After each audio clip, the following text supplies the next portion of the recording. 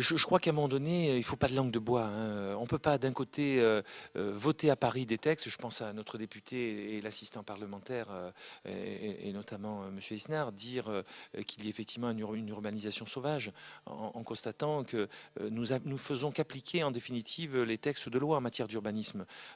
Quand l'État, ou quand pour des choix d'environnement, hein, on décide ou on dit qu'il faut densifier l'habitat, c'est pas particulier à Salon-de-Provence, ça s'inscrit ou ça s'impose dans toutes les villes de France. Alors on est confronté, c'est vrai, à une nécessité de déconstruire et de reconstruire. C'est une réalité. Vous le voyez sur Salon-de-Provence, nous n'avons pratiquement plus aucun espace en périphérie susceptible d'être construit.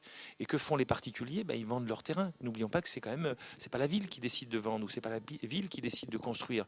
Nous ne faisons que délivrer et de vérifier si les permis sont en conformité avec la loi. C'est ça qu'il faut entendre. Donc les questions d'urbanisme, quand j'en discute avec les 17 maires de la communauté d'agglomération, les 16 maires de la communauté d'agglomération, ils me disent tous la même chose, qu'ils ont eux-mêmes tous une vraie problématique à gérer en matière de construction, reconstruction des villes. C'est quelque chose d'important. Alors il y a des solutions. Alors les solutions, je crois que nous allons d'abord l'année prochaine refaire notre PLU.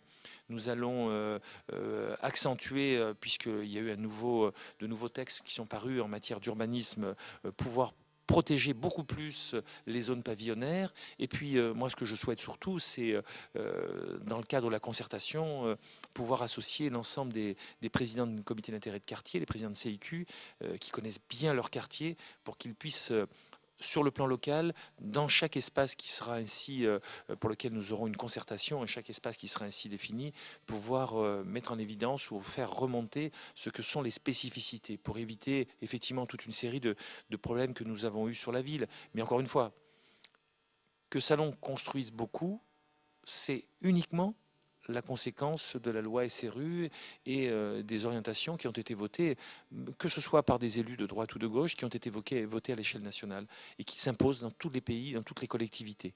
Donc pour vous, les critiques ne sont pas recevables de dire c'est l'anarchie, vous appliquez ce que vous, en tant que maire, vous avez la capacité d'appliquer.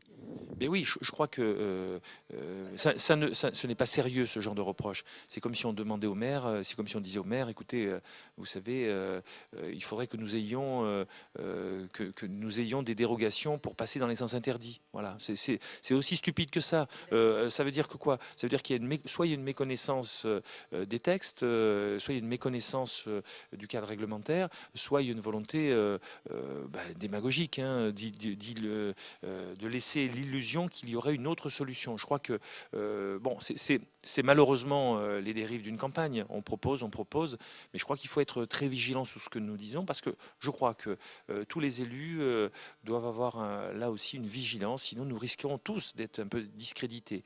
Imaginez-vous qu'à un moment donné, celles et ceux qui défendent ce point de vue, j'ai même entendu parler d'un moratoire sur l'habitat, imaginez qu'ils soient en place. Et que le lendemain, ils soient obligés d'octroyer tous ces permis parce qu'ils n'auraient pas d'autre solution. Vous imaginez, ils auraient promis des tas de choses pendant toute la campagne, et à la sortie, ils feraient comme le font tous les maires, à savoir qu'ils seraient dans l'obligation de délivrer des permis. N'oublions pas que le maire, en matière d'urbanisme, c'est le représentant de l'État. Alors, on a